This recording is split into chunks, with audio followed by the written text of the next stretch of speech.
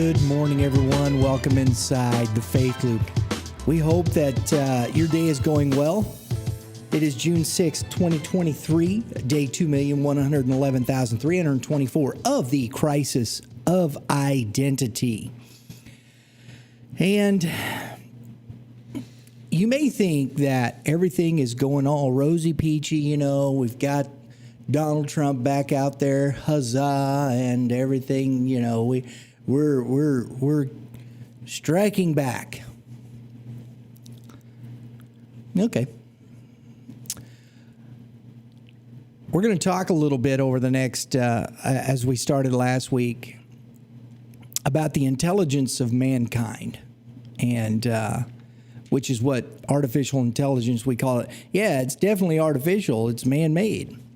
Doesn't come from the Father, and it doesn't set any truth to existence. Now, before we get started, I want to just remind folks, if you want to follow a little bit more, make sure you check us out where we are on Facebook still. It's a bonus, I guess. But, you know, we stay up on the social medias. We have our page. You can follow me on LinkedIn as well. I put stuff up there. We have stuff on Rumble if you don't like YouTube. You know, people's preferences and things. So you can check all of that out. Go to our website, rafministries.org. Lauren has the link for today's blog in the description down there. You can also get to it, thefaithloop.org. So our website is up to speed, up to date. We got Bible study tomorrow night, 7 o'clock. I'll be talking about some of these similar things.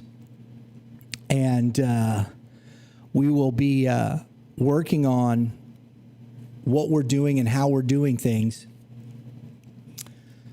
No, that's not. We're going to be talking about the good news, what it means, what we are dealing with today, and how we, I think, are failing in preaching the gospel. Yeah, I said that out loud. At the end of the blog here, I said, when will we stop simply counting conversion cards and wield the word of life in the manner that leaves this world behind? We were called out of this world. That's what this is about, being called out. That's what the good news does. It calls us out of the man-made intelligence, the rebellion that has set man on this road to perdition. That's as simple as it gets. And we're going to talk about man-made intelligence today. Man-made intelligence, the process of setting the non-binary, and that simply means a computer or something of that nature, non-binary, in position to become the functional mode of existence. While mankind transfers consciousness into this new operating system, which allows for the redefinition of existence outside of the original creation. This is what AI is about. Because the political theater that we see around us today is for the masses. It's for us. It's to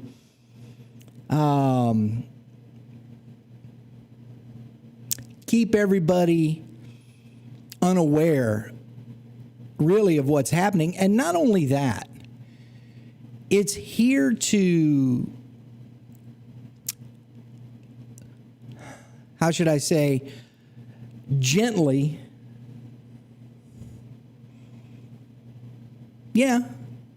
gently continue to move people closer and closer to their ideology without them even knowing it. We're being herded into this thought process. I'm watching a news show or a commentator, whatever you want to call it. It really isn't a news show, it's commentary. But we're talking about, it's Pride Month. It's Gay Month, we'll put it that way. Homosexual, LGBTQ month, whatever they want to call it. It's vile, is what it is. But what's interesting is there's a whole group of gay people that have come out and are buying billboards across the nation to go against the mutilation of children, the grooming of children, and all this stuff. And everybody's praising, they're just regular people like us, gay. There's gay people that just, and this is the way we talk about this. And I know that's unpopular. People, I don't hate anybody. It's wrong. It's not true. It's not a real lifestyle. It brings nothing. There's no reproduction. Jehovah said it's an abomination. What do we believe? See, I'm convinced that Jehovah is the creator, and we were created in his image and likeness. I know that's not popular today. Nobody wants to say that out loud. No, they don't. Am I wrong, Dad? No. No, you're not wrong at all. It really feels that way, doesn't it? Yeah, it does. It does. I watch these things, and it just continues to be an issue. How are we going to set ourselves apart? The word holy doesn't mean something that is sacred or something untouchable. The word holy means set apart for a special purpose. You are a holy people. Oh, really? Is that right? Are we? What purpose have we been set apart for?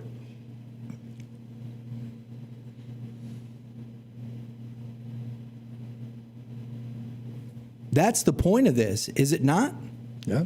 That's what this is about. Yeah. He called Israel a holy people. Why were they a holy people? Because he chose them to be a shining city on a hill. Yeah.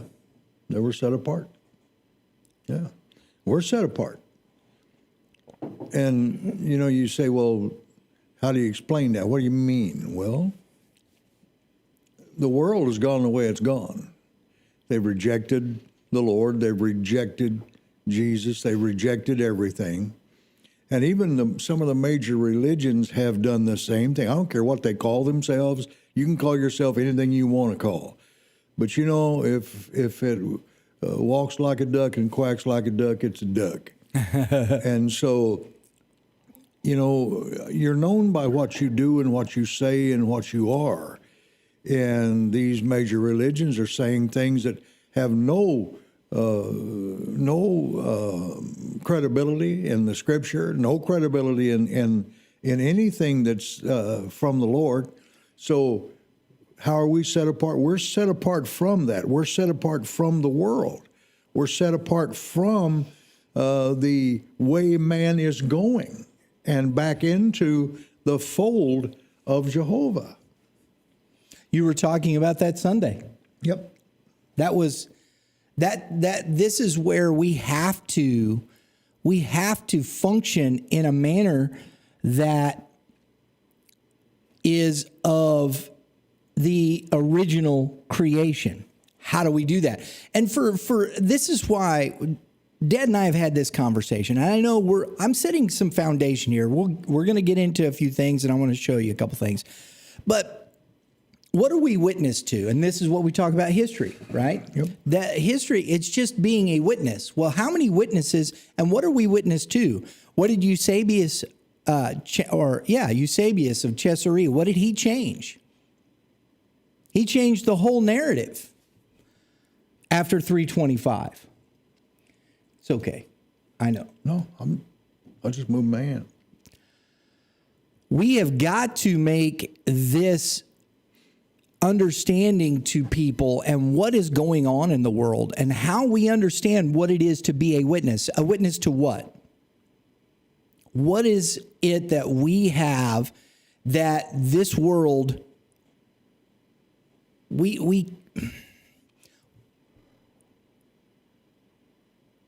how are we being a shining light?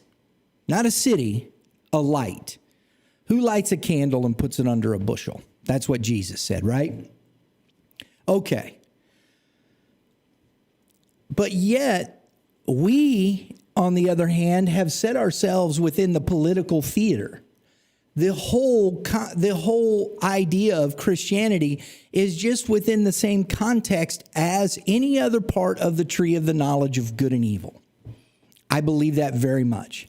I know that's hard for people to understand. It's hard for people to deal with. It's hard for everybody to consider that because I'm a Christian and we're a Christian nation. How can that be, Brian? Have you looked around lately? And how many Christians, how many people sit around and accept the fact that this particular lifestyle and this way, everybody, yes, we have those staunch advocates. But what in our intellect tells us what is right and wrong? What? What is intellect? What is intelligence, Dad? See, we're talking about man-made intelligence. Right. Well, where did we even get ours? Yeah. What is intelligence? And we sit and propagate this idea of nothing out of matter, or nothing from nothing, or nothing from matter that always existed. A big bang, something that blew up, that created all this. And everything is time plus chance. That's the most amazing, and this is what everybody says. It is the most amazing thing ever in history because it's not even calculable. I don't even know if they can calculate the odds of that happening. I doubt it, seriously. And you know where it's all going? It's not just the perversion of lifestyles. That's an extreme of it. But I'm coming in this morning, I'm listening to radio. There's a thing going on in Atlanta, Georgia. They want to hire more policemen, and they've built another school for the training of policemen. They're protesting in Atlanta, calling it Cop City. We don't need cops. Because we want to be lawless. That's where it goes to, you see. I'm going to do what I want to do, and you're not going to tell me I can't. Right.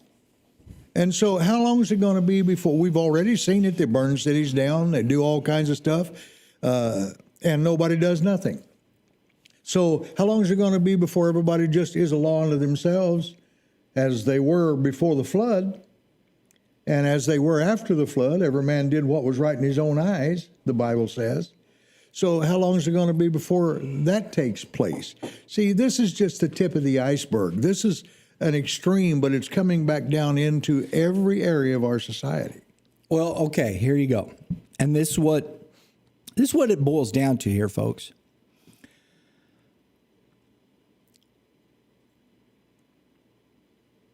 It says there was no king in Israel, right? Right. Well, this word comes to us from the word basis. In the Greek, it's basileus, the foundation. There was no foundation in Israel. It's a similar thing. There was no standard. There was no rule. And that's where the Hebrew. These are similar. Jesus is the rock, the chief cornerstone, the foundation stone. Tell me, and this is why we don't talk like this, and this is what's problematic about why we don't understand things. We use words like king. And we have no idea what that word means other than this person sitting on a throne. Well, that's not the case. You mean God doesn't have a throne? I'm sure he has a seat. But his rule isn't about him sitting on a seat. His rule, his standard is about his existence, who he is as a being. When you had a king, when you had this person sitting in that place of authorship, he was to be this person that set the example. What example are we getting? And we talk about this. Why is the political theater out there? What are we doing? Mr. Biden tripped on stage the other day and fell. That was sad. I feel bad for the old guy. I mean, you're 81, Pop. Yep. You know, and you were out painting your deck and all this stuff. Much harder than it used to be, isn't it? Oh, yeah. That's harder. You get tired quicker. Yeah.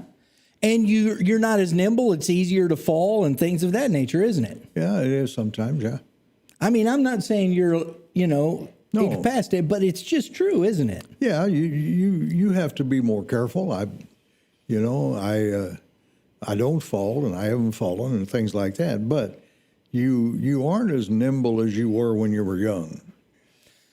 And I thank God I can still work, I can still go, I can still do things, and I'm thankful for that. But yeah, I get tired quicker. Like last night, I painted about 3/4 of my deck, and got that done. It was about 8:30. I went in, ate dinner about 9 o'clock, and I was done.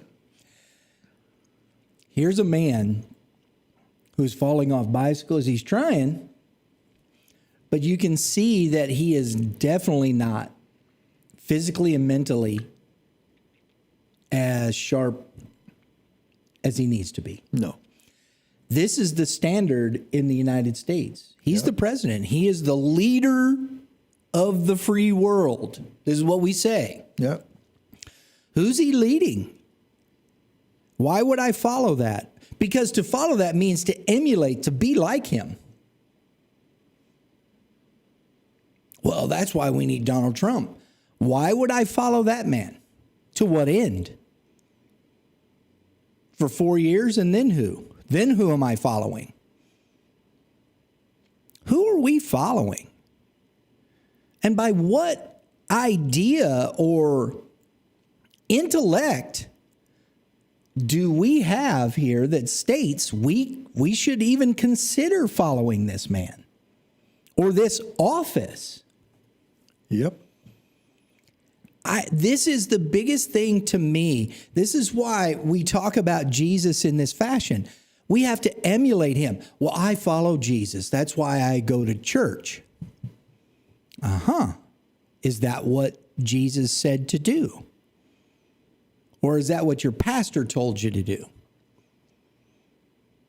You know, to be a follower of Jesus, I don't have to go to any service ever. In any place, in any building. I can meet with like-minded people all the time, every day, in every place. And Jesus said, wherever 2 or 3 are gathered in my name, there I am also in their midst. Isn't that funny?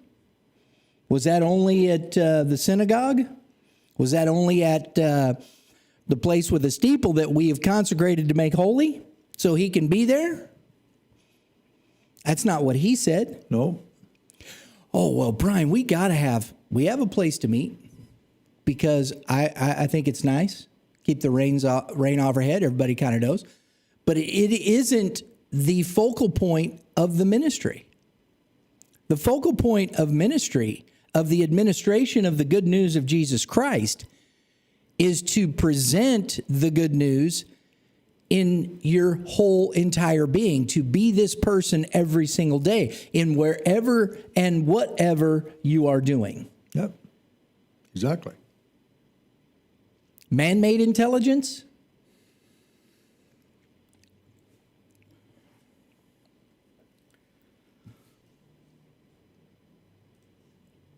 What is intelligence? Now, again, we have, and I'm going to get to these. It'll probably be tomorrow because I want to get through some of these things, folks. Artificial intelligence. This is in the encyclopedia. I'll spit it out in a minute. Britannica. All these references are there. These articles. The ability of a digital computer or computer-controlled robot to perform tasks commonly associated with intelligent beings. The term is frequently applied to the project of developing systems endowed with intellectual processes characteristics of humans, such as the ability to reason, discover meaning, generalize, or learn from past experience. So, intelligence. I have said this for some time. I believe this very much. And we know this. And the first thing here that is stated, and you've heard me say this, I've said this before. One of the things that mankind was given by his Father, which his Father holds, he has it beyond us, and the ability of life and his power. He's passed on certain things and abilities to us, and one of them is the ability to reason. Mm-hmm. There's a reason to reason. There's reason for reason. Intelligence, intellect, the mind to make decisions, the ability of making decisions. How did they make it the decision to listen to and take upon themselves the knowledge of good and evil? Animals don't do that. Nope. Can animals think? Do they have a brain? Do they have function? Sure they do. We call it instinct. But they have a certain amount of ability within their minds because of and I think some of that has been gone and taken away in certain respects because of man. Mm-hmm. Oh, yeah. I think everything's been diminished because we were given the ability to reason. But our reason has changed. Our reason to think has been adulterated. Yeah, it has.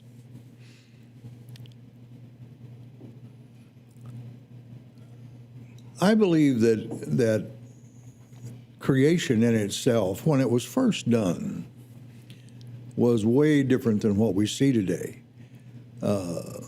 Man, animals, all of it. There was a beast of the field that could talk. He could talk. And he was influenced, yes, he was influenced by the adversary, but yet he could speak. He talked to Eve, and it wasn't a snake.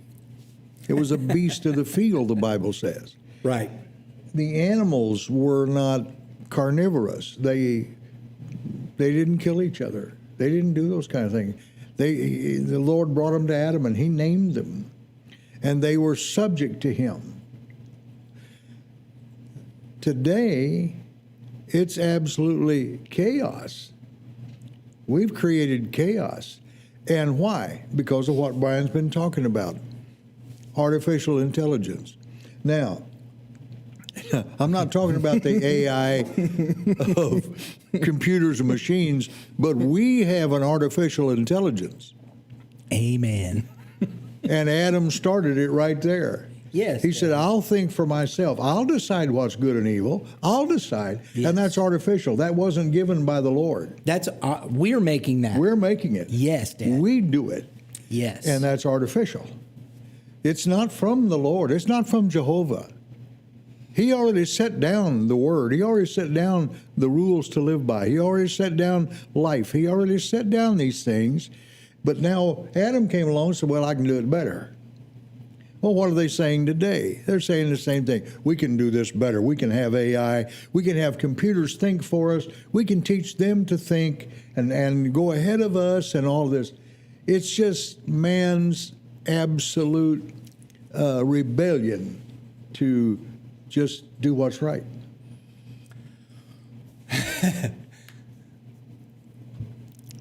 The theater of the absurd, if you're watching,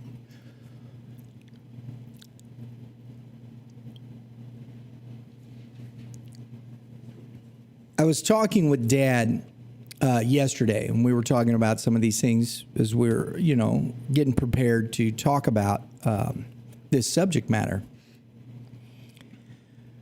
One of the things that I think is very difficult for us is authority. We don't really understand authority other than governance or police or something of this nature that is dictating or policing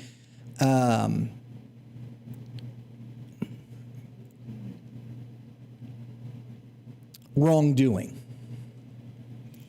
And then it's been a revolution and a rebellion, and we're rebelling against everything. The government, man, don't trust authority. What does that mean? Why would you even say that? See, we don't even understand why we say things. We don't even understand the word authority. It comes from the word author. Well, who is authoring the ideas that are dictating existence? Dictating? Nobody's dictating. We're free. Sure. According to Jesus, he said, you will serve one of two masters. Didn't he? Yes, he did. I've said it. I hate this term. I do. And that's strong. But I think it's, dear Jesus, we are so lost, it's not even funny. Oh, no, Jesus set you free. You're free. So you're at liberty to do as you please, because that's what the word means. Tell me you're at liberty to do whatever you choose. You're not even like that in this country. So how does law work then? Well, Jesus set you free from the law. The law of what? Just to do as you please? If Adam had the right, the ability to do as he pleases, if he was free to choose as he pleased, why was there consequence to his action? Absolutely. If this is true, if free will is true, why is there consequence? You have to explain that to me, because I can reason. I have the ability to reason. It's my Father's gift.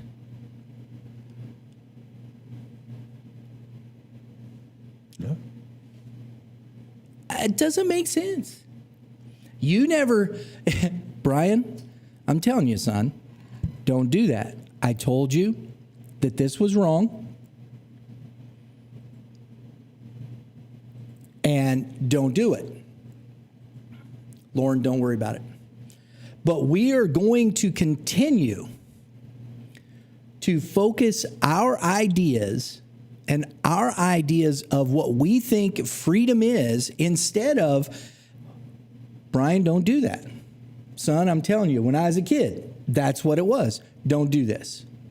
Because it's wrong. This is why it's wrong. But if you do it, there's consequence to your action. Well, if I did that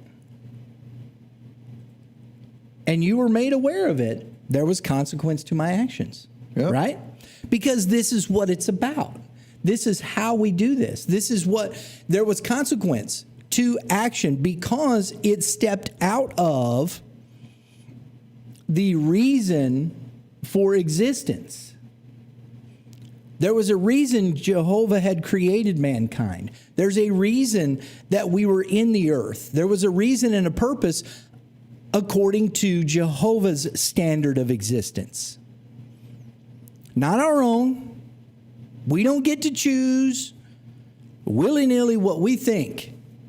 We don't get our own philosophy. We don't get our own ideas of things. We are created beings. And we don't get to make our own intelligence. Nope. That's just a fact. That's just the truth of it, isn't it? Yeah, it is. And if we had continued in that, then mankind would be in a much different place or state today than he is. Yep. But I don't know how many examples a person can use without people understanding what you're talking about. Right. I mean, look around you. Just look around you. And you know, people think, well, it's just that's the way it'll all straighten out, and that's the way it is. Yeah, it'll all straighten out. But let me tell you something. This is man's idea. Yeah, they're going to let it get more lawless and more lawless and more lawless and more lawless. And then you know what they're going to do? They're going to say, that's enough. We're going to take care of this. We're going to step in. And then it's totalitarianism. And then you're going to find out that this isn't what you really wanted. See, this is what the enemy does. This is what the adversary does. He sucks people in. He does. He sucks them in because he tells them all of this stuff and everything. But he doesn't tell them what the end of it's going to be. And neither does man. He don't tell you what the end's going to be. But everything they do for a reason and a purpose. They're not doing it, but they're not sitting up there saying, well, we wonder what's going on. No, they're doing it on purpose. They're doing it deliberately. Yeah. For their own gain, for their own means, for everything. And that's what the adversary does. He sucks you in and gets you to think that, well, this is going to be good for me. This is what I want to do. And all that. But then all of a sudden, it changes. And Dad, and there's consequences, you said. yes. And look, and I want to make this very clear, because I've kind of I want to make sure this is spelled out clearly. We read in the Genesis narrative, and most everybody believes this is allegory and, just a story. It's, because, we've got to do good. Well, it's not the battle of good and evil here we're fighting, folks, because then you would be eaten from that tree. Yep. The knowledge of good and evil. What was opposite of that? The tree of life. Shocker. Yeah. It wasn't a tree of good and then a tree of evil. No. No. It was a tree of the knowledge of good and evil and then the tree of life, as Brian said. This tree over here is the knowledge of good and evil. And what it says in the Hebrew is what he said to Adam, and Eve, you will be able to decide for yourself what is good and what is evil. That's that tree. So I'm going to put it into modern terminology. Yeah. What we would think, how it would be said today if we were writing the Genesis narrative today. The tree of man-made intelligence. Yeah, exactly. It's exactly What of man decided. artificial intelligence. It's the tree of artificial intelligence. It's the same thing. Yep, that's exactly it. That's what good and evil is. It's man coming up with what is good and what, as Dad said, that's what we're dealing with here. This is what this is. Yep. Yeah. And we're going to have a machine tell us what's good and evil for very long.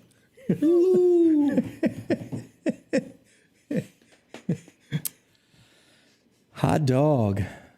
I can't help but think about science fiction movies I've watched in the past because it's almost a mirror of what they're actually doing. I remember one called Logan's Run. In Logan's Run, they all lived in this dome because the earth had been messed up and everything as far as they were told. See, they were told all this stuff that wasn't true. And they lived in this, and when you wore this thing on your wrist, and when you got 30 years old, this red light came on, and you were taken to a room, and you were told that you were going to float away into some other realm. No, they killed him. They killed him. Well, Logan, he ran. A couple of people with him, they ran. Okay? So, I know you say, oh, that's just a dumb movie. Really?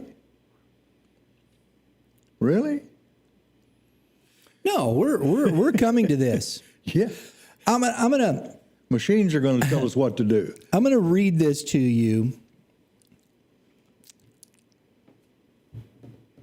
and we're going to finish this tomorrow. We're going to end this because I want to end with it. This was the point of this. All this man-made artificial intelligence, whatever. It is the tree of artificial intelligence. That's the point of this, and I'll show you why. Our good buddy Yuval Noah Harari. Yeah. Within the next century or two, we humans are likely to upgrade ourselves into gods. And this is a Hebrew scholar at the Hebrew University. No, he's just a history professor. Well, yeah, but He's Jewish. yeah, he's a Hebrew. But within the next century or two, we humans are likely to upgrade ourselves into gods and change the most basic principles.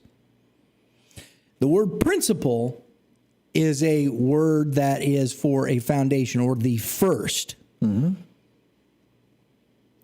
Most basic principles of the evolution of life. I want you guys to think about that. We'll be back tomorrow.